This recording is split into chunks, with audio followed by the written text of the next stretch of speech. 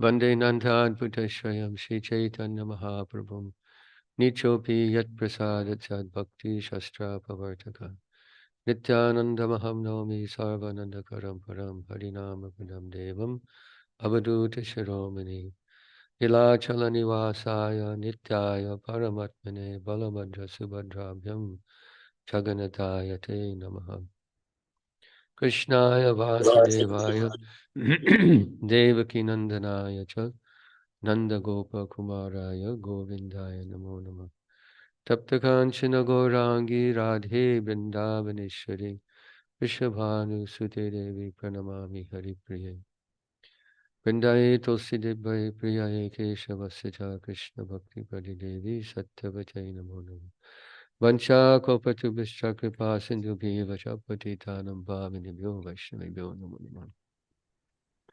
I'm feeling very blessed this morning to be able to speak. Everyone should turn off their microphone, please. Please mute the microphones, Prabhuji.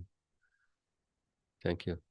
So I'm feeling very blessed to have the opportunity to speak to you this morning about my revered Param Guru, Om Vishnupad Paramahansa Paribrajakacarya Ashtotara Sati Shishimad Srila Bhakti Siddanta Saraswati Thakur Prabhupada. I didn't have too much time to organize my thoughts, but we'll speak as far as possible.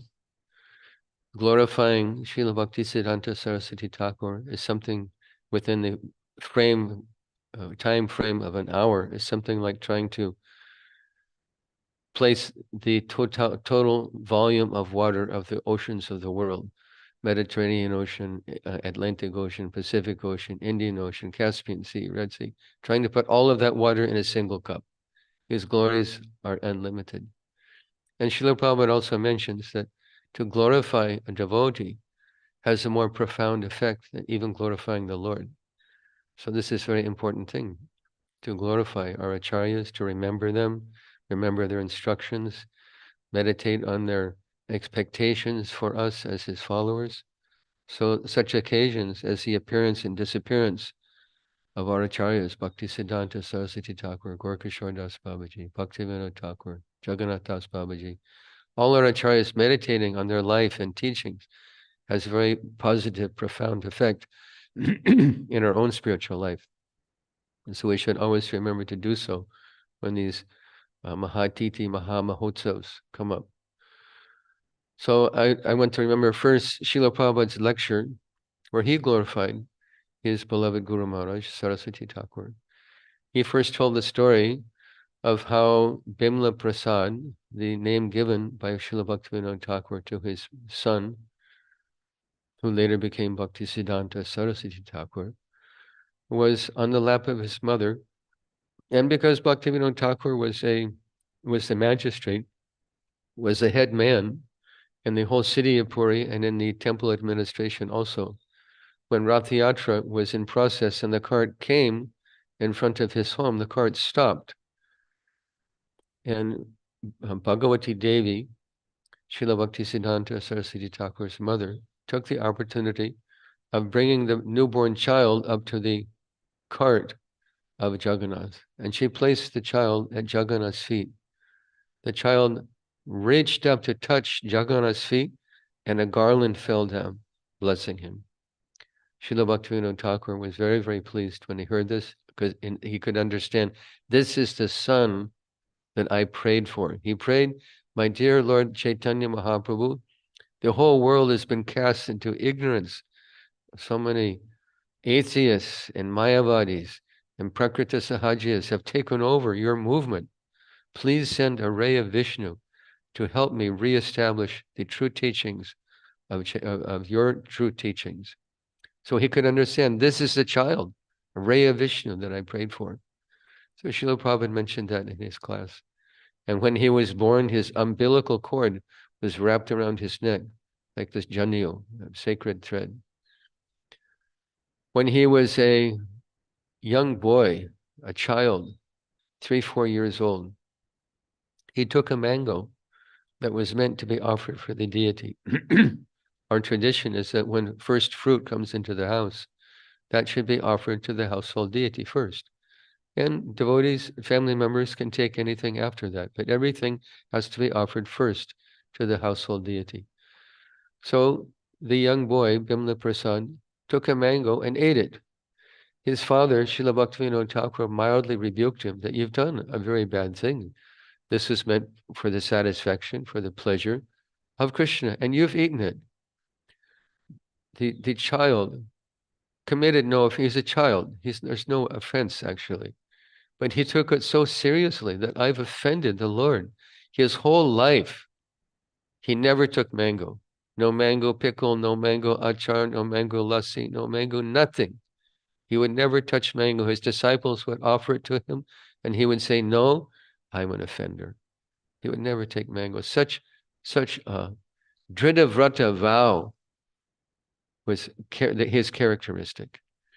Another time, Srila Prabhupada told the story in his personal presence. He was sitting with his godbrother, Adikesha Prabhu, and Adikesha Prabhu's young wife.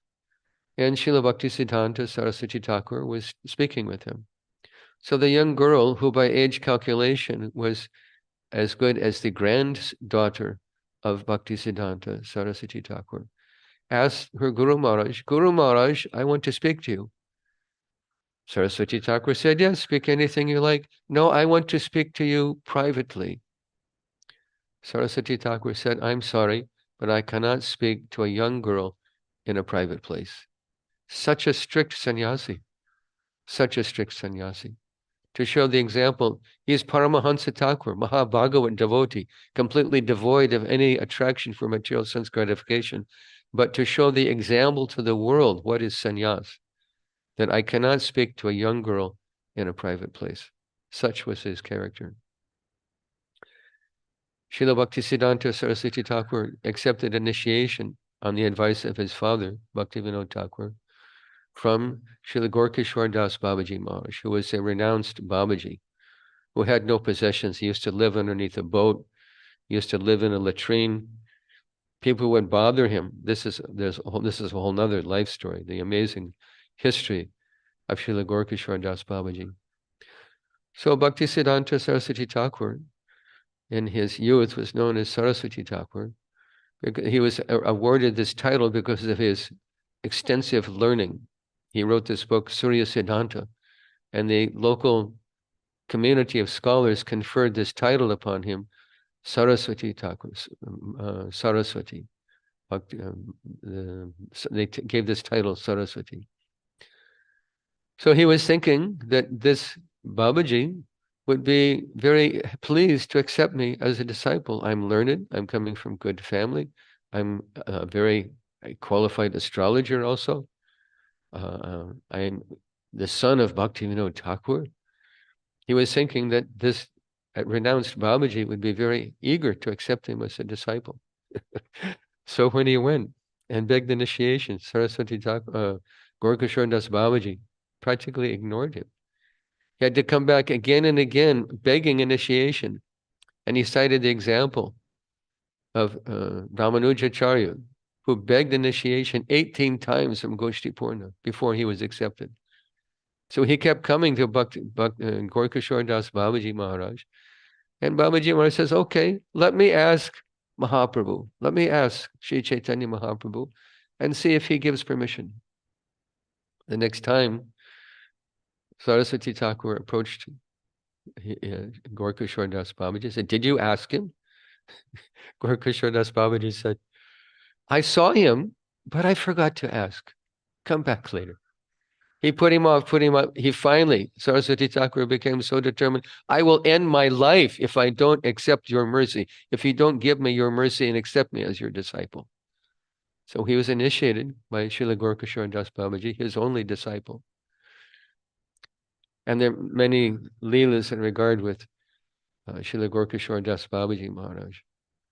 After the disappearance of Gorkishwar Das Babaji Maharaj, a dispute arose who would give samadhi, who would make a samadhi mandir for this highly respected, renounced ascetic Babaji, who was well known in the whole area of Navadvip as a pure devotee, Mahabhagavat. And many unscrupulous Prakrita Sahajas came forward thinking, we will give samadhi, thinking that many pilgrims will come, will collect good money. This is good business. Let's make a samadhi. Saraswati Thakur challenged him that if you dare touch this divine form of Srila Gorkashore Das Babaji, you will be ruined.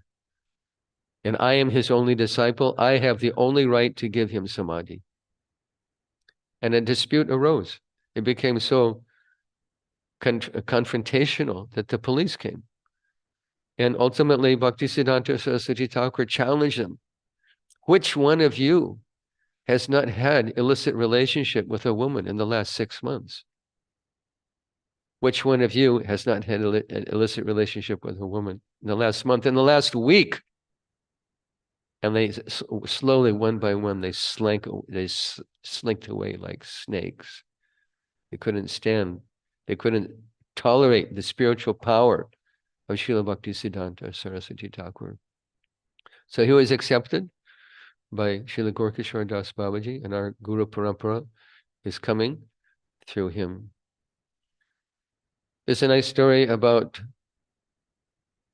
a temple opening, I think in Siliguri, or I can't remember the town, but they, with great endeavor and expense, arranged for the construction of the temple and the installation of the deities. Srila Bhaktisiddhanta Saraswati Thakur came for the installation. And they were about to proceed with the ceremony, and Saraswati Thakur asked, where is that brahmachari that worked so hard and collected so much money to make this temple successful? They said, oh, Guru Maharaj, he had some unfortunate, unholy interaction with a woman and he has left. Saraswati Thakur said, go find him. I will not open this temple until you find this devotee. So one of his other disciples remembered how this brahmachari had talent at fixing watches, how he had fixed the watch of another devotee. So he thought, perhaps that brahmachari is working in a watch shop somewhere. So he searched the whole area and ultimately found him working in the back room of a watch shop. And when he was approached, this devotee was overwhelmed with emotion. That how can I forget my Guru Maharaj? And they brought him back. Guru Maharaj accepted him, forgave him for any fault or any deviation, and the ceremony began. But just see how much affection that Saraswati Thakur had for each and every disciple. He wasn't a sannyasi. He wasn't the temple president. He was a regular rank and file brahmachari that worked with all endeavor and sacrifice to make the project successful. And Saraswati Thakur could not forget his service. In our memory, this is a famous Leela. Srila Prabhupada was told while walking with his Guru Maharaj, Srila Saraswati Thakur at Radhakund, that if you ever get money, print books. Srila Prabhupada took this as his life and soul. In the Bhagavad Gita, we read the verse, Vivasayatmika buddhi ekeha kuru nandana, bahushaka hinantascha, that a devotee should make his mind one-pointed, not disturbed by the many considerations, but many branches, bahushaka anantascha, but one should be fixed in his consciousness. Prabhupada quoted Srila Vishwanath Chakravarti Thakur, who said the purport of this verse is to take the mission and instruction of your Guru as your life and soul. So what better example can we see in the history of Gaudiya Vaishnavism than Srila Prabhupada's example of taking the instructions of his Guru to distribute books? If you ever get money, distribute books. He took it as his life and soul. Because Saraswati Thakur told Prabhupada that after we made this Bagh Bazaar temple, this big marble temple, fancy marble temple, what has happened? All the prominent leaders are arguing with each other. Who will occupy this room? Who will occupy that room? Who's the boss? Who's in charge? Who's the prominent devotee? Many conflicts arose because of the construction of this temple. So Saraswati Thakur said, better we sell that marble and print books.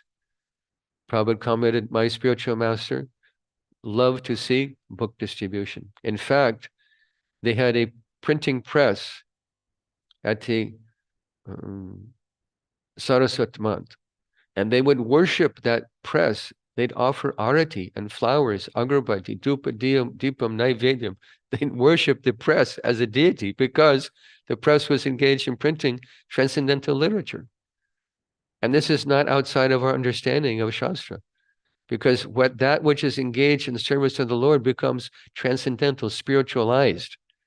Prabhupada gave the example, you put an iron in fire, it takes on the qualities of the fire. It's just like fire. It's iron, but it has all the qualities of fire. It becomes just like the fire. So anything engaged in Krishna service becomes spiritualized, and they used to worship that press. Unfortunately, when the Gaudiya Math broke up, they sold that press, such a disaster. They sold the press to pay legal fees, to fight each other in court. So book distribution and the dissemination of transcendental literature was very, very dear to the heart of Bhakti Siddanta Saraswati Thakur. And because it was his order, Prabhupada took it up as his life and soul. So we can get mercy from Bhakti Siddanta Saraswati Thakur by following and assisting Prabhupada in fulfilling the desire of his guru. And that mercy comes through Bhakti Siddanta Saraswati Thakur to Srila Prabhupada, our Srila Prabhupada. There's a nice story in this regard. I don't know if any of you know what wheat germ is. Wheat germ is, you sell it in health food stores. It's the oily, nutritious part of a grain of wheat. And people take it as a dietary supplement. It's not tasty at all, though. So one devotee was thinking, I want to make Srila Prabhupada something very nutritious, be very good for his health. I'll make wheat germ halava.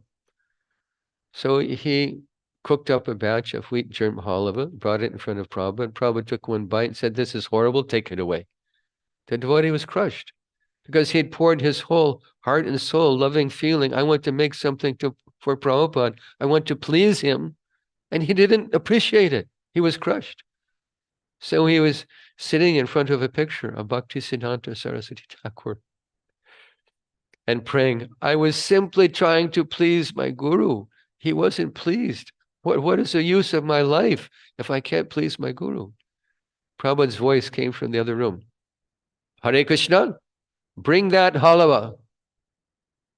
They brought that halava and Prabhupada ate every scrap because hearing the prayer of his disciple to his Guru Maharaj.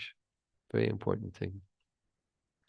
Srila Bhakti Siddhanta Saraswati Thakur was working as the tutor for the son of the Maharaj of Tripura. And by his association, that boy became attracted to the principles of spiritual life and renunciation.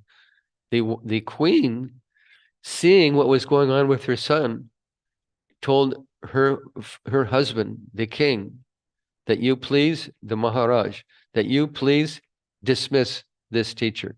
He's having an unnecessary, unwanted influence on our son. So Bhaktisiddhanta Saraswati Thakur came to Mayapur and undertook a Shatakoti Nam Jagya to chant 1 billion names of the Lord. Why did he do that? To prepare himself to fulfill the instructions of Srila Bhaktivinoda Thakur, who instructed him to preach. His guru also told him that you preach Krishna consciousness, set aside any other consideration and preach. So to prepare himself for that mission, Srila Bhaktisiddhanta Saraswati Thakur sat down in a grass hut and began to chant. It took him 10 years. At the tail end of his yagya, at the tail end of his vrata, sitting in a grass hut with an umbrella, the rain is coming through the roof, the mosquitoes are there, he just cooked rice in an earthen pot, eat rice once a day. For 10 years, he did austerity like this, inconceivable austerity, to establish Lord Chaitanya's movement all over the world. So at the tail end of his sacrifice, Lord Chaitanya and Lord Nityananda personally appeared to him And they said, what are you doing sitting here? We want you to preach Krishna consciousness. Saraswati Thakur replied, I have no men, I have no many. Lord Chaitanya told him, no matter, we will send you men, we will send you money. So who are those devotees that came and took shelter of Bhaktisiddhanta Saraswati Thakur and established the Gaudiya Math and preached all over India? They're personally sent by Chaitanya Mahaprabhu, all liberated souls. And chief amongst them, the most favored son, who is the recipient of full blessing of Bhaktisiddhanta Saraswati Thakur, our Srila Prabhupada. His godbrothers, all great souls, liberated souls, associates of Chaitanya Mahaprabhu. But it was our Srila Prabhupada, the favored son, who fulfilled the desires of Bhaktisiddhanta Saraswati Thakur. So this is an important thing to understand. Why we call Prabhupada, our Prabhupada, Prabhupada. Because the word Prabhupada is an honorific. It's a title. It's not an exclusive title. Take note. It's not an exclusive title. We can say Srila Jiva Goswami Prabhupada, Srila Rupa Goswami Prabhupada, Srila Bhaktisiddhanta Saraswati Thakur Prabhupada, and Srila A.C. Bhaktivedanta Swami Prabhupada.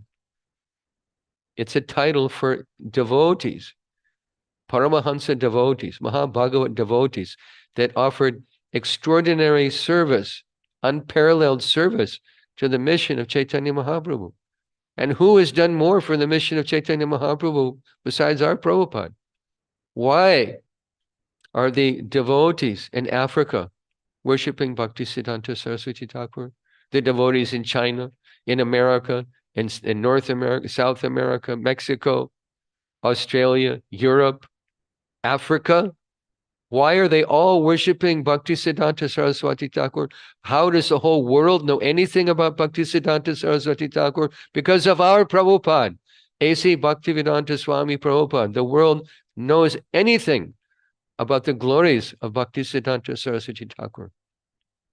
So tomorrow, I think maybe today in your country, that we're observing the 150th appearance of this extraordinary devotee who made extraordinary preaching campaign, and we're all the beneficiaries of that. How did we get Prabhupada? By the mercy of Bhaktisiddhanta Saraswati Thakur. How is there an ISKCON? By the instruction and blessing of Bhaktisiddhanta Saraswati Thakur. Our Prabhupada was a full beneficiary of the blessings of Bhaktisiddhanta Saraswati Thakur, who understood very clearly that Srila Prabhupada would do what he did. The different months were trying to make Prabhupada the temple president. Saraswati Thakur said, no. He, in due course of time, he will do everything. He understood what the future held for Bhaktisiddhanta, for our Srila Prabhupada. From their first meeting at Ultadanga, which has now become an extraordinary, I haven't been there yet, but I've seen videos. They completely restored to its original beauty this Ultadanga, Bhakti Vinod Asan, where this extraordinary event took place when our Srila Prabhupada met Bhaktisiddhanta Saraswati Thakur Prabhupada. He came, Narendranath Mullik took Prabhupada. You meet this great devotee. He's a great sannyasi, pure devotee. So Prabhupada said, I've seen so many, I'm not impressed. And his friend, Narendranath Mullik, he dragged him. Then you need to meet him. He took him in the room. They're offering obeisances, as is the custom in Bengali culture. He's a sannyasi. They come to darshan with a sannyasi. Prabhupada's just getting up off the floor, and Bhaktisiddhanta Saraswati Thakur is telling him, please, you're an educated young man. You please preach the mission of Chaitanya Mahaprabhu all over the world. Prabhupada was flabbergasted. Who is this person? In his youth, 22 years old. You please preach the mission of Chaitanya Mahaprabhu all over the world. Saraswati Thakur understood the capacity of our Srila Prabhupada, and our Prabhupada was a full recipient of the blessings of Bhaktisiddhanta Saraswati Thakur. So he told him, you distribute books, you open temples, all these instructions, everything that we're doing. The whole mission, as we know, as we understand Gaudiya Vaishnavism, is the creation of Bhaktisiddhanta Saraswati Thakur. Vaishnavas prior to that were all Babajis wearing white. sitting in a sacred place, chanting on mala, living in temples, doing deity worship. They weren't preachers. Saraswati Thakur started this preaching movement, giving sannyas to non-Brahmins, giving Brahminical initiation to Westerners, to non-devotees, to pulling them out of the world. He completely disturbed the the uh, the current understanding of the caste Brahmins. That we're the Brahmins, that we will teach. We're the only ones qualified to teach from Shastra. We're the only ones qualified to give initiation. And Saraswati Thakur just upended their entire understanding to the extent that they plotted to kill him. They plotted to kill him. The commissioner of police came to Saraswati Thakur and said, this is the situation. They've given us money. They've offered us money because they want to kill you and they want us to avoid any investigation. He said, we're police officers. This is what we do. We take bribes, but not for a sadhu. We can never think of it. So you be careful.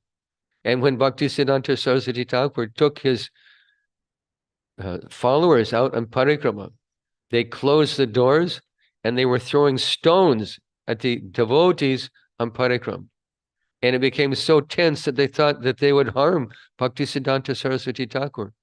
So his disciple, who later became Bhakti Pragyan Keshav Maharaj, the sannyas guru of our Srila Prabhupada, approached Saraswati Thakur and said, give me your saffron and you take my white cloth.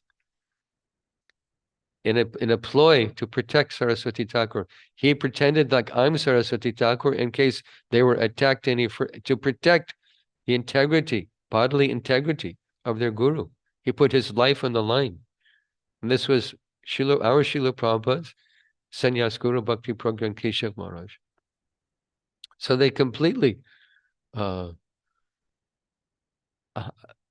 were so upset because Saraswati Thakur, we say, Rupa Noga Virodhapa Siddhanta Dvanta Harini, that Srila Saraswati Thakur, Prabhupada, was completely intolerant of any conception, any Siddhanta that contradicted the understanding of Srila Rupa Goswami. He didn't care, just slashing. Wherever there's misunderstanding, he slashed them. And even his disciples criticized, some of his disciples who later fell down, criticized their guru. If he would just calm down and be more accommodating, our mission could grow. We could become so popular. Saraswati Thakur didn't care. He was a truth speaker. At any expense, he would speak the truth. And he was so profoundly learned that these Mayavadis would see him coming and they'd cross to the other side of the street to avoid him. Bhakti Siddhanta Saraswati Thakur had memorized entire Bhagavad Gita by the time he was 7 years old. All 700 verses, and could explain every one of them. He was such a profound scholar. And anything he read his whole life, even as a child, he could remember in his latter years. In his 60s, he could remember things he read when he was 5 years old. Which one of us can claim such a thing? Such a profound memory, such profound mastery of Shastra. Shastra Nipuna. Why? To be a famous scholar? No. Nana Shastra Vicharanaika Nipuno Siddharma Sanstapako Lokanam Hittakarano Tribhuvane Manyo Sharanya Koro. This is the life, the example set by 6 Goswamis. They studied Shastra. Why? Set Dharma Sanstapaka, to establish the principles of Dharma. To benefit Lokanam Hitakarino Tribhuvane, to benefit human society throughout the 3 worlds. They studied Shastra. This is the same mood of Bhakti Siddhanta Saraswati Thakur. Such an extraordinary scholar, like a second Jiva Goswami, who was the Acharya, Shastra Acharya of the whole Gaudiya Sampradaya. And Bhakti Siddhanta Saraswati Thakur was like another Jiva Goswami. So Srila Bhakti Siddhanta Saraswati Thakur opened 64 mats. 64 temples in India. But he never left India. He left that for our Prabhupada, who completely embodied the preaching mission of Bhaktisiddhanta Saraswati Thakur, and who, on the order of his guru, left the comfort of Vrindavan and exchanged that comfort for the Bowery, the Lower East Side of New York City, with the bums, the alcoholics, the drug dealers, the prostitutes, the thieves, the murderers. Prabhupada left heaven to go to hell. Why? On the order of his spiritual master. And this is the process of getting mercy. This is how we get mercy from Guru. Yasya deve para bhaktir yata deve tata guru tasyaiti katita yarta prakashante mahatmana. How do we get mercy? How do we understand God? By having absolute faith, Guru Nishta, faith in the instructions of our spiritual master. And for members of ISKCON, that means having faith in Prabhupada and in your Diksha Guru, your Nam Guru. Having faith that what they taught me will deliver me to the kingdom of God. When the last breath comes, I will go back to Godhead by following their instructions. What more we want in life? And that is all dependent on this principle, Guru Nishta. So where did we see Guru Nishta, like we saw in the life and character of Srila Prabhupada? Inconceivable Guru Nishta, sacrificing everything, putting his life on the line. 2 heart attacks coming across on Jaladut, putting his life on the line. We should meditate on Prabhupada in this way, wandering the streets of New York City for 1 year, in the snow, in the rain, with his Prabhupada hat, his white rubber shoes, his sannyas dhoti, little thin chadar, freezing cold, no one to serve him, no one to cook for him, no one to support him, just selling a few books here and there to get money to eat, just to have enough money to buy food to eat. This is the sacrifice that Srila Prabhupada underwent. The Shatakoti Nam Jagya, the sacrifice that Bhaktisiddhanta Saraswati Thakur underwent. These are our examples.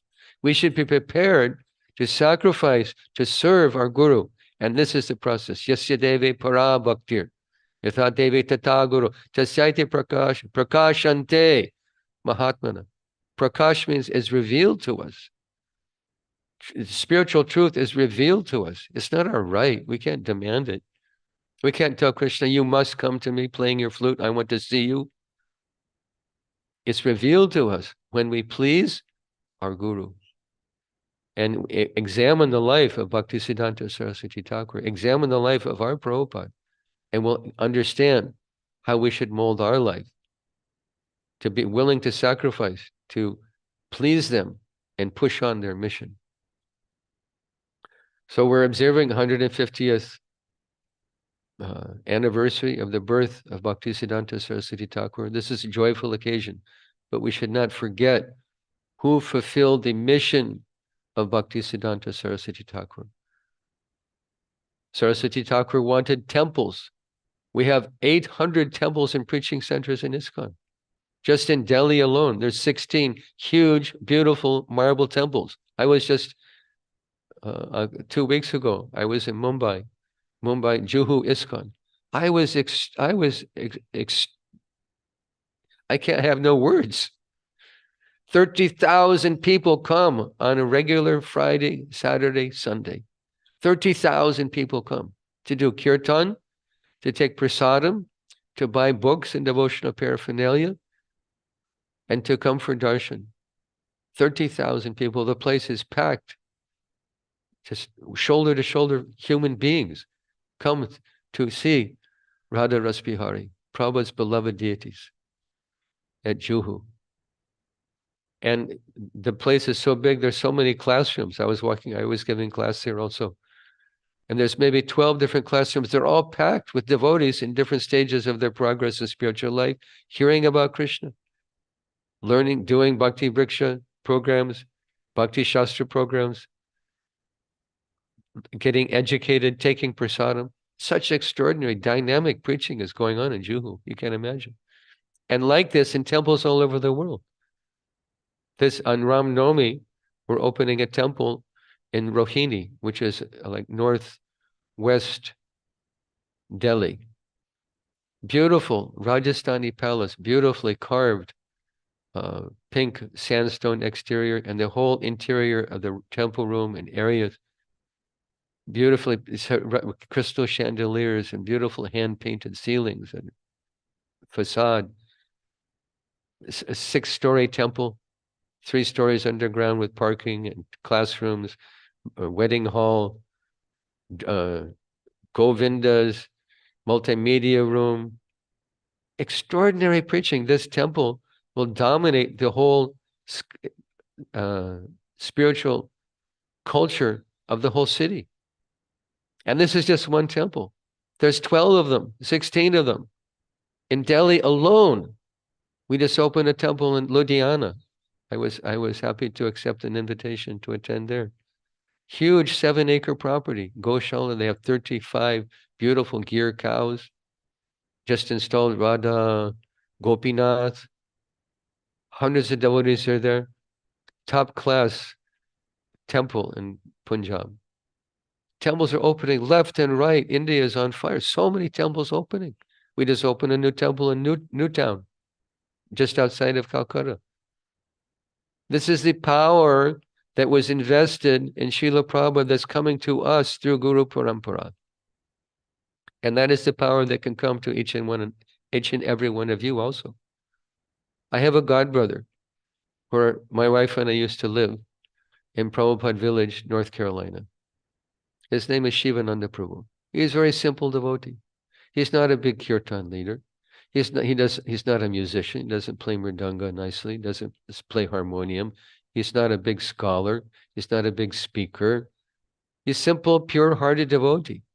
And he was the first devotee to go to Europe. Before Guru Das, before Shyam Sundar, before Mukunda Prabhu and their wives went to London, he went to Hamburg, Germany, and opened the first temple in all of Europe. Why? Because Prabhupada asked for volunteers. And Shivananda said, yes, I'll go. Simple devotee. By the blessing of Srila Prabhupada, he was able to open the first temple in Europe. And it's still there today. Not the same building, of course. It was a rented little shack.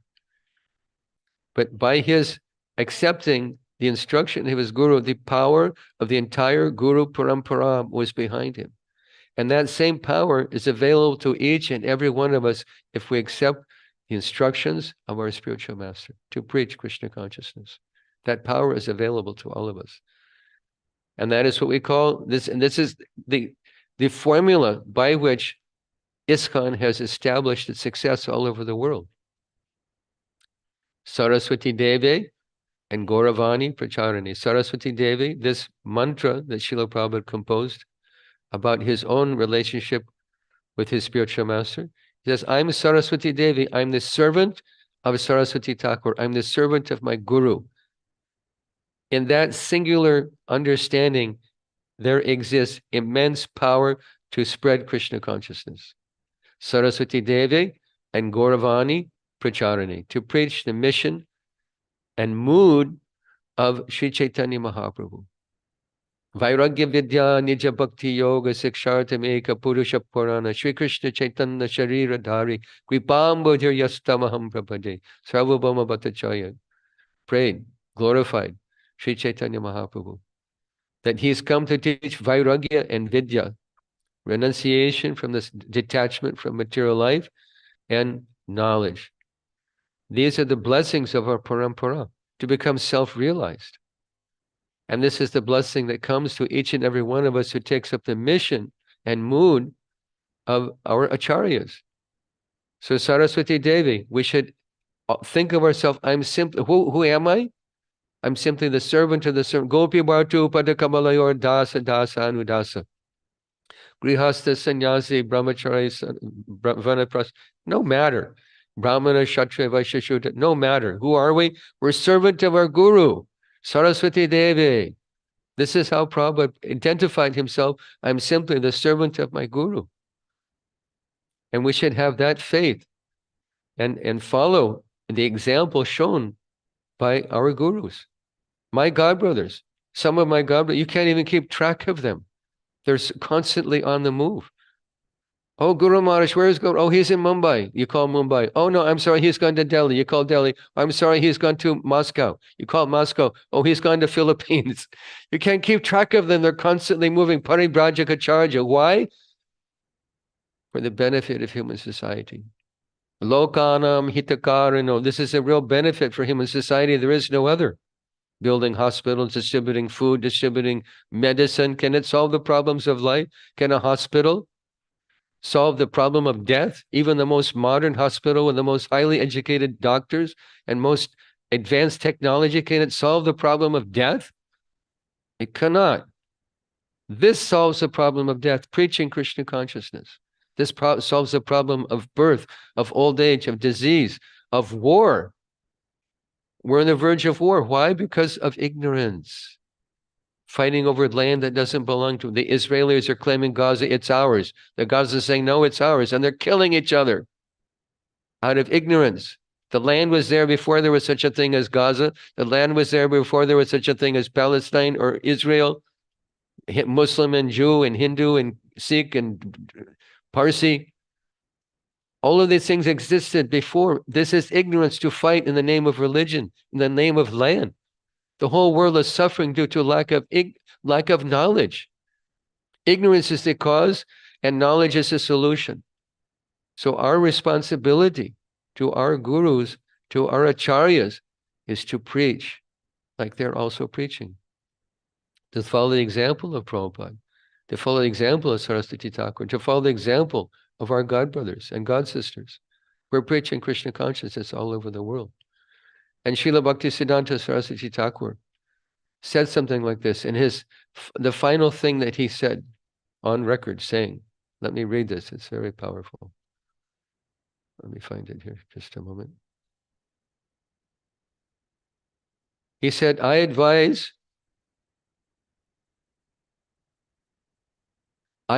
all to preach the teachings of Rupa Raghunath. It means Rupa Goswami and Rupa Goswami and Raghunath Das.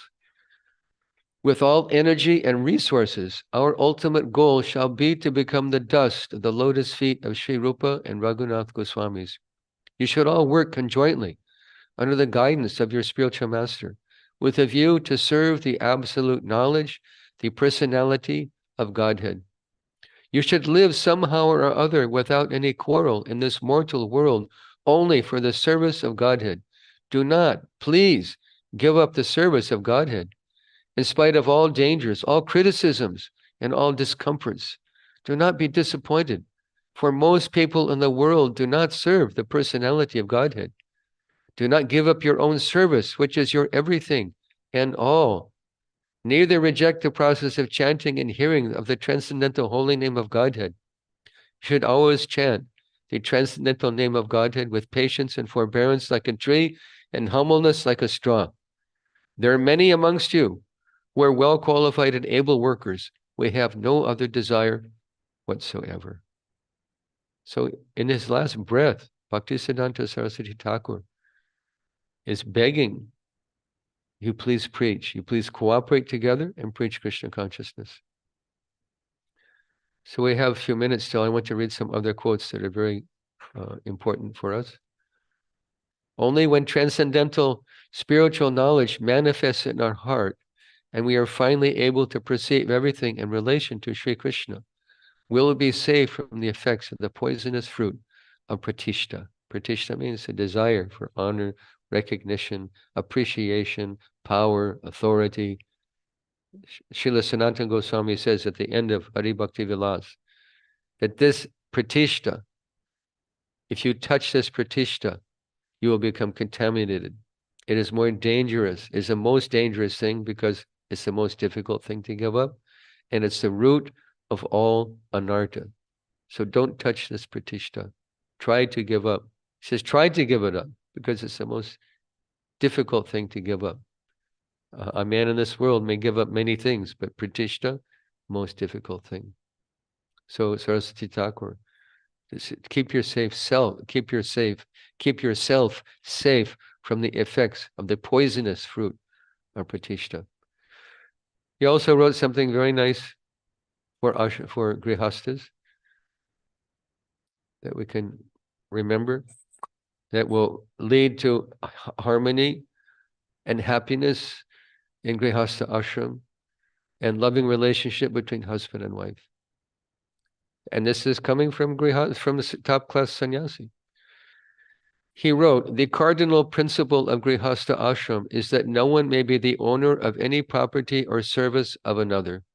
Everyone is only a service whose activities are ever in the service of the Lord. Similarly, the sole object of everyone's service as the only master, only friend, only son, and only consort is Krishna. Marrying and giving in marriage do not rise to any rights of a master, either to the husband or to the wife. Men and women are joined in wedlock for the purpose of serving each other in the performance of the joint service of Krishna. The wife is not an object of enjoyment of the husband, nor vice versa. They do not marry for gratifying their sexual appetites. They marry for pleasing the Lord, not for pleasing themselves. They choose for their partners only such persons who serve God better than themselves. They offer themselves to be accepted by their partners for the favor of being allowed to share in their superior service of Hari. Neither the husband nor the wife should claim the services of his or her partner on their own account. Both of them are only to offer their services if and when their partner is pleased to permit them to share their service of Hari. None of them can force their partners to serve them. So this is the formula for happiness in Grihastha ashram. And this is our formula in all aspects of life, making Krishna the center. Bhoktaram jakatapasam sarvaloka maheshwar. Suradam sarvabhutanam gyatva mam shantim richati. If we want to be happy, this is the formula. Krishna is the enjoyer, he is the only friend, and he is the proprietor. These three things will bring happiness to the world, happiness to our ashrams, and happiness to our own personal life. So in conclusion, I want to read Prabhupada's beautiful poem that he wrote on the occasion of Srila Bhakti Siddanta Saraswati Thakur's appearance day. Adore ye all the happy day, blessed than heaven, sweeter than May, when he appeared at Puri, the holy place, my Lord and Master, his divine grace. O my Master, the evangelic angel, give us thy light, light up thy candle, struggle for existence, a human race, the only hope, his divine grace. Misled we are, all going astray, save us, Lord, our fervent pray. Wonder the ways to turn our face, adore thy feet, your divine grace. Forgotten Krishna, we fallen souls, paying most heavy the illusion's toll. Darkness around all untraced, the only hope, his divine grace. Message of service thou hast brought, a healthful life is Chaitanya rod. Unknown to all, it's full of grace, that's your gift, your divine grace. Absolute is sentient, thou hast proved. Impersonal calamity, thou hast moved. This gives a life anew and fresh, worship thy feet, your divine grace. Had you not come, who had told the message of Krishna, forceful and bold? That's your right, you have the mace, save me a fallen, your divine grace. The line of service as drawn by you is pleasing and healthy, like morning dew, the oldest of all, but a new dress, miracle done, your divine grace. So we can read this poem also as Prabhupada offered to his guru and apply the same principles in our life and be greatly benefited. So we have a few minutes left if anyone has any question, comment. Thank you very much, Sarvadrk Prabhu. Wonderful class. Amrutanto question. Before that, you can also share few other pastimes where Bhakti Siddhanta Thakur, when someone who was criticizing him, he passed away, how he conducted himself. Even Srila Prabhupada also, when his godbrother or someone who also criticized, whether he sent his disciple to attend his Ras Puja, rather he glorified, he also went back to Godhead when Prabhupada's glorious disciples are asking. So some of those pastimes so that we can understand the compassion and if you can. I'm not sure I understand your question, Prabhu. Share the pastimes of Sri Bhakti Siddhanta Thakur and Sri Prabhupada, where when those who are criticizing him, but still Bhakti Siddhanta Thakur has glorified them. Ah, yes, yes. When they I passed away. understand. Yeah.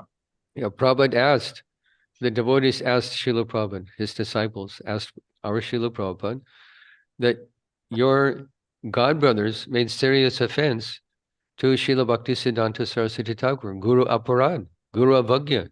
Some of them made serious offense to Bhakti Siddhanta Saraswati Thakur. Said, how did they go back to Godhead? Prabhupada answered that because Bhakti Siddhanta Saraswati Thakur accepted their service, they went back to Godhead. This isn't an excuse to make offenses, but it's simply an exhibition of the causeless mercy of Bhakti Siddhanta Saraswati Thakur, who's a resident of Goloka. We say, Vrindavanasina hitavatara prasida radha pranaya prachara. That gurus in the category of Bhakti Siddhanta Saraswati Thakur and our Srila Prabhupada have come from Goloka. Bhakti Siddhanta Saraswati Thakur acknowledged his spiritual identity as Nayana Mani Manjari, intimate associate of Srimati Radharani, who came to this world to do what? To sit and meditate? To sit in a holy place and chant lakhs of Harinam? To do Ashtakaliya Leela Smarana? No, this isn't why Chaitanya Mahaprabhu came. We say, Sri Chaitanya Manobishtam Stapitam Jayana Bhutale Swayam Rupa Kadamayam Dadati Swapadantikam. That Srila Rupa Goswami understood the Manobishtam of Chaitanya Mahaprabhu that was to preach Krishna consciousness all over the world for the benefit of society, for the benefit of humanity, not for one's own personal benefit. So Prabhupada understood this very carefully. He preached this. He established ISKCON. Although he got serious difficulty for some of his not all, some of Prabhupada's godbrothers loved him more than their own life. Some of his godbrothers were very envious of Prabhupada. And they tried to block his progress in preaching Krishna consciousness. Some of them criticized Bhaktisiddhanta Saraswati Thakur, criticized their own guru. So that they went back to God, it is simply the mercy of Bhaktisiddhanta Saraswati Thakur, who was described to be more gentle, more accommodating, more soft as a rose, but like a thunderbolt with the non-devotees, with the Mayavadis. So this is our Prabhupada also. That anyone who stepped forward to serve the mission of Chaitanya Mahaprabhu, Prabhupada could never forget them, ever. So we should take heart that we came to this material world, we're offensive by nature, and by accepting the process of sadhana, gradually, step by step, Shraddha Ratir Bhaktir Anukramishati. Anukramishati means kramena, step by step, we become free from anarthas and become qualified to enter the kingdom of God. But if there's some discrepancy along the way, we should regret that and move forward, and knowing that Srila Prabhupada is extremely merciful.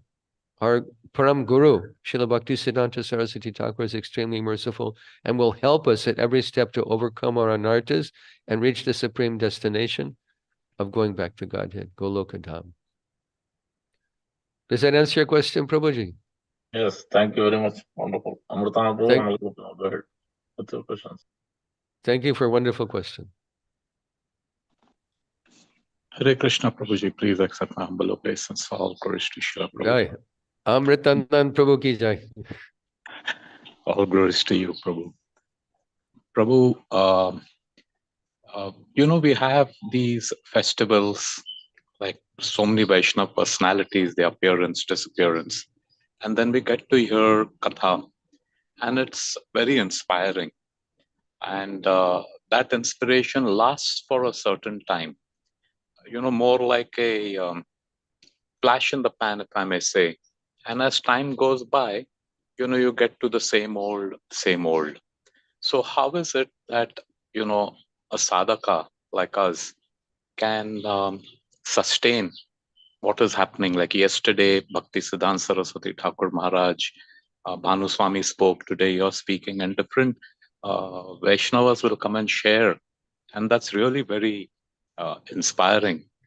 But then the tendency is, after a few days, weeks, we get that. So what is it you would suggest that we do to sustain it? Maybe a slow burn rather than a flash in the pan. Two things you can say. What is the remedy for same old? Is keep on keeping on.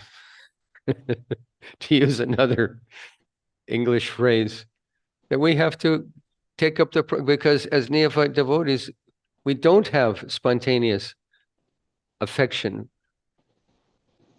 for Guru, for holy name, for the process of sadhana. And this is the difference between Raga Bhakti and Vaidhi Bhakti. Just like if someone tells you, you should eat spinach. It's very good for your health. It's very nourishing. You should eat spinach. But devotee may say, well, I really don't like spinach. Okay, but I know it's good for me, so I'll eat it. But another person says, where is spinach? Where can I get palak paneer, spinach pakora, spinach raita, more spinach, fresh spinach in the south? Where can I get more spinach? This is raga. We don't have raga, spontaneous affection for the holy name, for hearing the topics of Krishna consciousness, Harikatha, Vaishnava Katha. But the medicine is in hearing that. The more we hear, the more our affinity for hearing will increase. The Shastra says, Namaparada yuktanam namanyeva harantigam avishranti prayuktani tanyavarta karanicha. That we're chanting Namaparad, Nama best. We make offenses to the holy name. What is the remedy for the offenses to the holy name? Is the holy name. Except for one. If you offend a Vaishnava, you have to go to the Vaishnava. The rest, 9 other offenses are mitigated by the process of chanting. It's the goal and it's the means. So, Nasteva, Prabhu, we have to continue the path with determination. And that determination is nourished by association of devotees, either digital, as we're doing here this morning, or in personal association, which is better, to have encouragement in the association of devotees. Chaitanya Mahaprabhu said, this is the root. What is the cause of bhakti? What is the root cause of bhakti? Is sadhu sangha.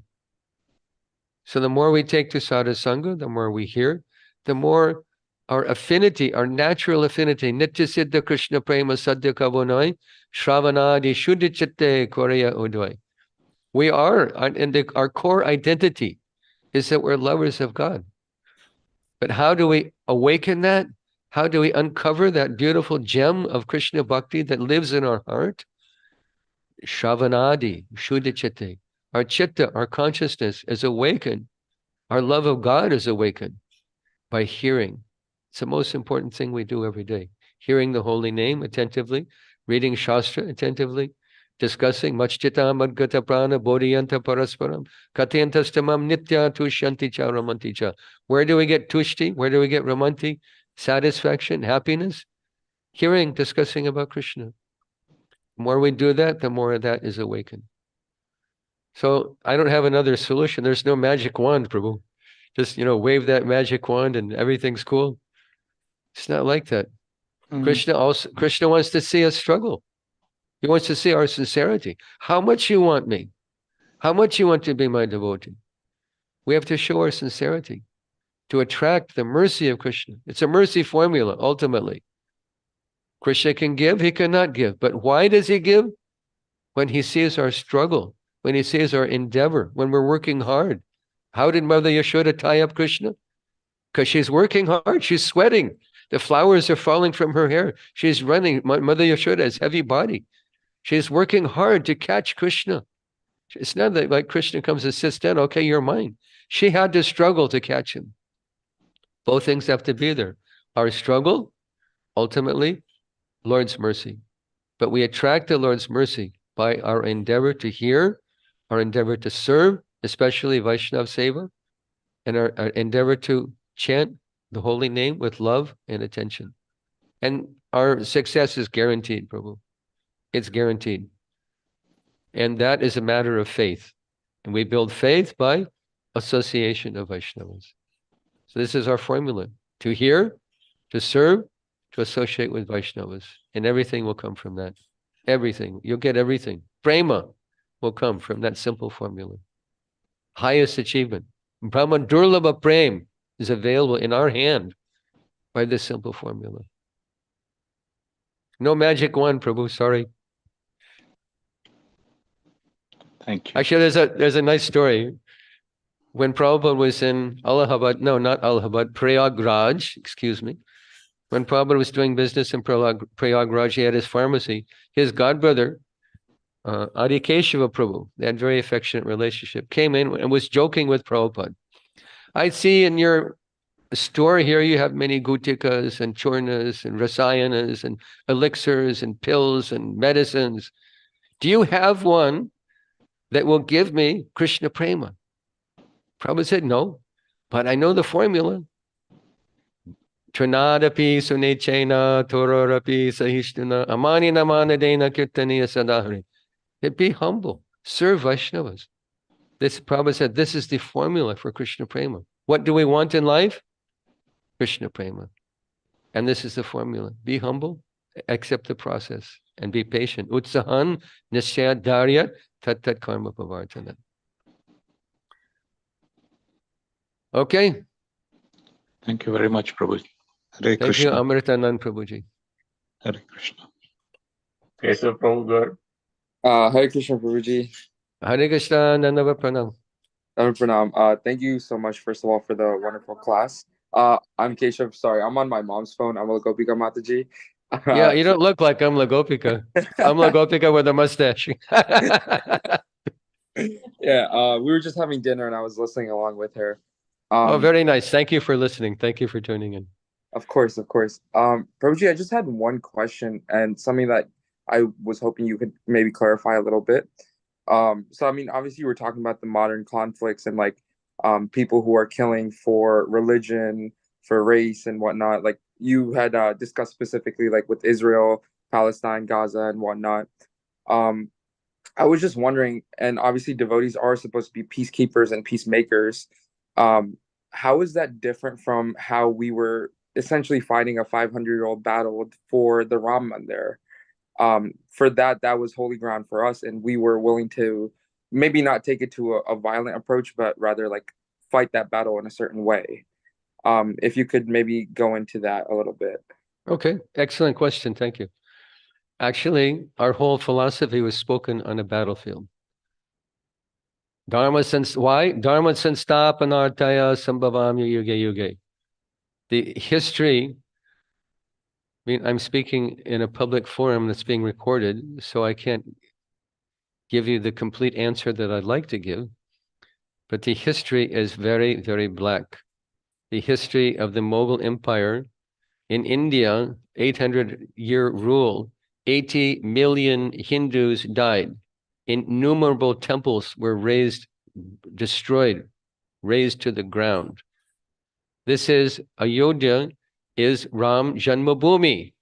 This is a historical fact. The Archaeological Institute of India did an extensive investigation and published a 250-page report documenting with photographs and line drawings and archaeological evidence that this is the place of Lord Rama's birth. What happened? The temple was broken down. So Dharma, since to establish the principles of Dharma, what is Dharma? Dharma means to worship the Lord, to serve the Lord in the temple, to serve the Lord's name, to serve the Lord's Shastra, to establish man's relationship with God. Other religions have no clue of the personality of God. They say it's haram to say God is a person. They say he is Al-Razak, Al-Latif, Al-Jazira, Allah, Al-Akbar. They have many names for God. Al-Latif means that God is very gentle. Can a thing be gentle? Is this a gentle computer I'm using? It's just a thing. All the 99 names of the Lord given in Islam, Islamic religion, which is very nice, but they're all names of a person. But they say that God has no personality. If God's not a person, who's listening to your prayer? Who can bless you? Who can grant your prayer? Who can hear you? If he's not a person, only a person can hear you. So what is the highest dharma? What is Sanatana Dharma? To establish human beings' relationship with the personality of Godhead. Therefore, we say Nirvishesha Shunyavadi Paschatadesha Tarini. The world is overwhelmed with impersonalism and voidism. And if we examine the religions of the world, they're infested with impersonalism. I used to participate in an interfaith gathering until I got so frustrated, I thought I'm just wasting my time. So I'm sitting with imams, with rabbis, with priests, with fathers from different religious traditions, and the discussion, and these are all highly educated professional people, doctors, lawyers, architects, CA, all professional people. The discussion came to the table, is God a person? And not one of these people who claim to be religious people could accept that God is a person. If he's not a person, who are you praying to? Who is granting your prayer? Only a person can fulfill your mission, grant your prayer. But they say, no, God's not a person. So to establish the personality of God, that this is the place of his birth, Ram Janmabhoomi. He came to this world. God in person came to this world. He walked on this world. He played in this world. He had Leela on this world, the earth's planet, in Ram Janmabhoomi, Braj Janmabhoomi, Mathura. Same thing. They ripped down the temple in Mathura also. In Puri, the Muslims sacked the Puri temple also. This is the history of Islam. In India, this is Bharat Bhumi, Tapo Bhumi, Rishi Bhumi, Punya Bhumi, Bharat Mata, Vande Mataram.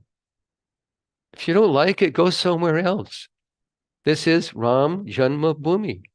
And we should be prepared to Dharma Sanstapanartaya, to fight. The whole battle of Kurukshetra, where millions of people died, was fought to establish Yudhishthira as the Yuvaraj, as the emperor of the world, to govern, and Paritranaya Sadhana, Binashaya cha Dushkritam, to annihilate the Dushkriti, the atheists, the deniers of God. This is the history. It's not that we're just, oh, Shanti, Shanti, Shanti, he, peace, love, dove. This is hippie philosophy. We should be prepared to fight to establish Dharma. And our chief weapon is knowledge. Only when there's absolutely no other alternative is violence required. We should be able to fight the battle of words, the battle of the pen. They say the pen is mightier than the sword. Therefore, ISKCON has distributed 300 million pieces of Vaishnava literature. For what? Dharma Sanstapanartaya. And we're building temples. So this is a glorious thing to reestablish Ram Lala, the beloved son of Dasarath, in his place of birth, where he walked, where he was born. He is a person. This is an important thing to establish. So it's worth fighting for. But we should challenge if they have the integrity to fight the battle of words. But what has happened? This is the most disturbing thing. Prime Minister Narendra Modi, in a recent conversation, made reference to Sudama and Krishna. And how did it come to the news? As the mythological person Krishna and the mythological person Sudama. And they say the mythological Sita, the mythological Rama. It is not mythology. It is truth. Satyameva Jayate. These are personalities. This is our history. Purana means old history. Mahapurana describes these personalities. This is the history of Bharat. So to reestablish the truth is the mission of Sanatana Dharma. Shall we just say, oh, no, we agree with you. Rama is a myth. No, your life is a myth. Your whole life is a myth, not Rama. You're like little children building sandcastles on the ocean beach. Like little children, they build a little castle and roads and trees and cars. And what happens? The tide comes in and washes the whole thing away. Life of a materialistic person is a myth. It's a dream. It's a fairy tale, not Rama, the Supreme Personality of God, the Eternal Lord. This should be established. And by this, we should establish by preaching, by teaching, by book distribution, by opening temples, by distributing prasadam, by doing all the things we do to establish Rama as the Supreme Personality of Godhead and his avatari, Krishna, the Supreme Personality of Godhead. Rama is the avatar of the Lord. He's Krishna. He's not different from Krishna. Ram, Krishna, same person in different leela. Ramani Murti Shokalani Amena Tishtan Nanavataram Akaro Bhuvaneshu Kintu Krishna Swayam Samabhavat Paramapumanyo Govindam Adi Purusham Tamaham Bhajami. We're worshippers of the personality of Godhead. So the whole tide of materialistic, atheistic media is against us. Because wherever you see, they say this is Hindu mythology. Even Hindus call it mythology. So disgusting. It's not mythology. Mythology means it never happened. It's a fairy tale. It's a dream. It's a myth. It's false. We challenge this to establish the personality of Godhead, of Sita Ram, Radha Krishna, Nitai Gaur. This is our mission. And for that, we spend lakhs and crores of rupees to build temples, distribute books, to teach in colleges. I personally have the opportunity to, it's a great blessing in my life, to visit different IIT campuses in Kanpur, in Jodhpur, in Kharagpur, and Roorkee, 4 different campuses. Brilliant young men are coming to take part of this institution, this Hare Krishna movement. We're very fortunate to have their company and to see these extraordinary young devotees taking part in Lord Chaitanya's movement. 2, establish Dharma, Dharma Sansthapanartaya. So sorry for a long-winded answer to your question, but this is, how do they say, this is a hot button for me. No, not Because at all. It was a beautiful response. Thank you so much. Prabhu, what does it mean by God is a person? It means he has likes and desires. He has activity, leela. He has associates. He has a place he lives. He has food that he eats. There's clothes that he wears. Is God naked? He has no clothes. Is God starving? He has no food. Is God lonely? He has no friends. Is God homeless? He has no place to stay. He is a person, but he's not a person. He's a person like you and me in a spiritual sense, not in a material. He doesn't have a body. A papa vidham is described a papa vidham. He's not bones and flesh and skin and blood and hair and fat and heart and lungs and spleen and kidney, liver, intestines, not like that. He has a spiritual body, as we also have a spiritual body. Spiritual life means to leave this material conception of life and enter the spiritual kingdom of God.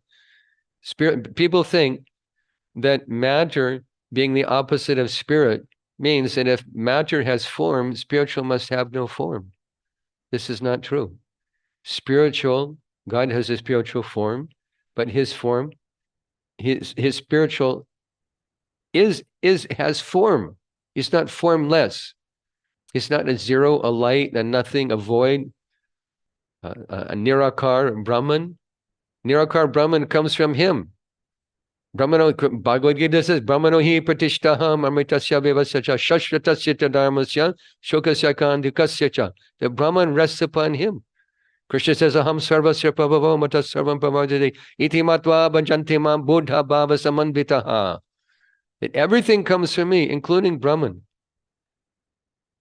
Abhyaktam vyaktamāpanam manyate mam abhudaya param bhavam janatam mamavyayam anutamam. Foolish people think that from Nirakar Brahman Krishna has come, Rama has come, Ganesh, Saraswati, Indra, Varuna, they've all come, Lord Shiva, they've all come from Nirakar Brahman.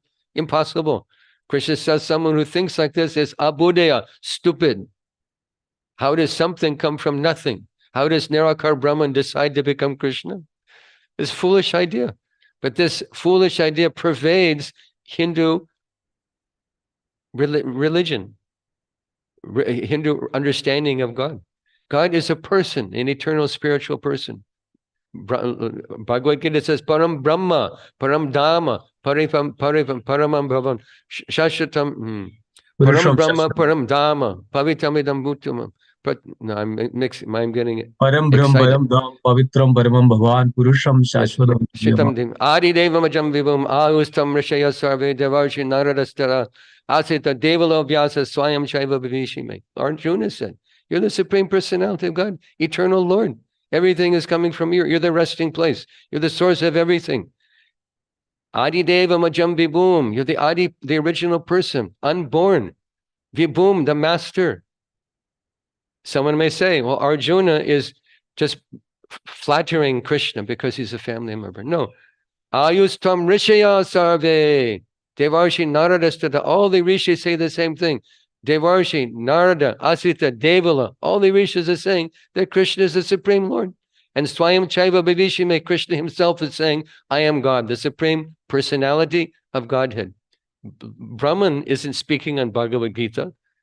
He's not in the battlefield of Kurukshetra. Brahman isn't in 16,108 temples in Dwaraka. Brahman isn't sporting with gopis and gopikas in Vrindavan. He's a person, and he can have, and we can have personal relationship with that person. This idea that God is Nirakar Brahman. There is Nirakar Brahman. Bhagavatam says, Vadanti tat tatuiras tatam yajnanam advayam brahmeti paramatmeti bhagavan iti shabdati. Ultimately, God is a person. He has his all-pervasive aspect as Paramatma within the heart of every living being. Sarvasya chahrapidi ishvara sarvabhutanam. He is present within everyone's heart. He is also Nirakar Brahman. But Nirakar Brahman rests upon Krishna, the Supreme Personality of Godhead. Paramatma feature rests upon Krishna, is an expansion of Kirodakshayi Vishnu, is dependent on the personality of Godhead Krishna. Krishna is the Supreme Personality of Godhead. He's not impersonal. Same point. Why bother to worship God if he's impersonal? Or they say, you are God. Aham Brahmasmi, Tattvamasi. They make so many stupid statements. If you're God, do something. Krishna lifted Giriraj Govardhan. Can you take one little Maruti. Take one little Maruti and lift on the finger of your left hand. Can you do that? Krishna lifted Govardhan, Giriraj Govardhan. Show the attributes of God. That they cannot do. They can only talk. I am God. You are God. We are all God. We are all God in the sense we have the same qualities of God. Qualitatively God. Like gold, like ocean water. If you take a cup of ocean water, no one can say that this is not the ocean. It is the ocean in a cup of water. But is it quantitatively the same as the ocean? Can you float a huge battleship in a cup of water? You need the ocean to float a battleship, not a cup of water. The ocean water in the cup and the ocean itself are exactly the same. The ocean water in the cup is the ocean. But there is a quantitative difference between the ocean water in a cup and the vast quantity of ocean that covers the planet. So God is the Supreme Lord. We are all his Angsha. Mavaivam so jiva loke jiva bhuta sanatana manashastan indriyani prakriti-stani karshati. We're his Angsha, Sanatana. He is a person. We are also persons. Spiritual life doesn't mean to give up personhood. Stop being a person. We are persons. Is it complimentary to say to you that you're not a person? You don't count. You're a zero. You're a nothing. You're a void. You're a light. You're an energy. You don't have any personality. You don't have any likes or dislikes. You don't have any desires. You don't have any preferences in life. You're a nothing. Is that complimentary? It's offensive to say that to a person of this world. What to speak to say that of a person, the personality of Godhead? This cuts out the heart of bhakti, to say God has no personality. He is a person, and we can have a personal, loving relationship with him by the process of bhakti. He says in 11th chapter, Bhagavad Gita, Bhaktyata nannaya shakya aham vidam vidorjuna gyatum drashtum chatatvina pravishtum cha parantapa. That by unalloyed bhakti, by pure devotional service, gyatum, you can know me. Drashtum, you can see me. Pravishtum cha parantapa, you can enter into the mysteries of my understanding by bhakti, ananya bhakti. He said, you can't understand God by jnana. Bahunam jamanamante jnanamam prabhajate. You can't understand God by jnana, not by yoga, not by karma, not by all these processes. He's understood by bhakti, ananya bhakti. It's the only process. If you want to have a personal relationship with God, a personal, eternal, loving relationship in the kingdom of God, we can go there by the process of bhakti. Again, long-winded answer, excuse me, but I hope that is helpful to you.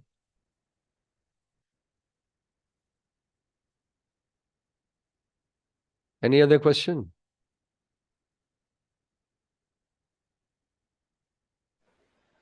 Thank you very much, Prabhu. Wonderful class, wonderful answers. And you are speaking at the early morning time. So grateful for your association and very valuable time.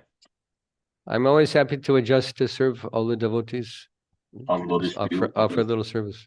All glories to you. All glories to Srila Prabhupada. Jai Srila Prabhupada ki jai, Srila Bhakti Siddanta Saraswati Thakur ki jai. Jai. Mr. Prabhu, go ahead. Thank you, Sarvadrk Prabhuji. So wonderful, so nice to hear from you. Okay. So can I sign off? I still have puja to do. Yes, It's still my morning here. Shalagram is waiting. Yes, go ahead. Jagannath is waiting. Thank you. All right. Okay. Vaishnavabhyo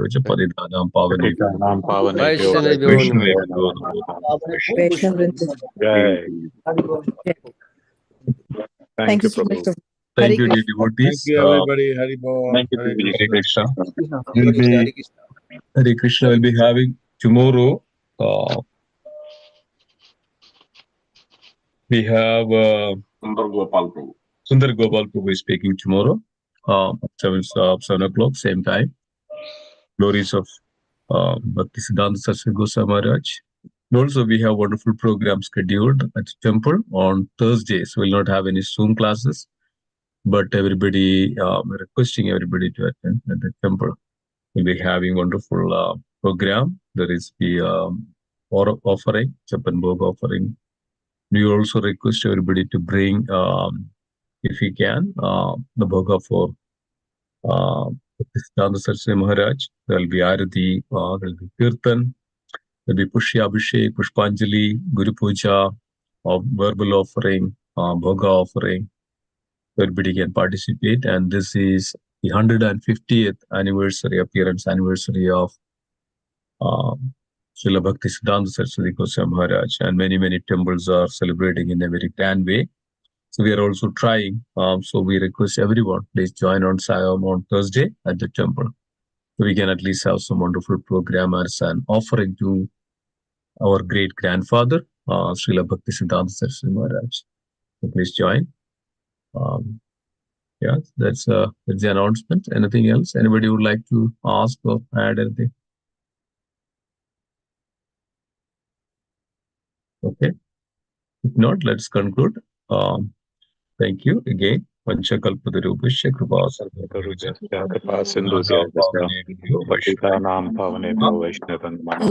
Vaishnavrinda ki jai. Nanda Kodi Vaishnavrinda ki jai. Bhakti Siddhanta Saraswati Goswami Maharaj ki jai. Srila Prabhupada ki jai. Hari Premanande. Hari Bol. Hari Bol.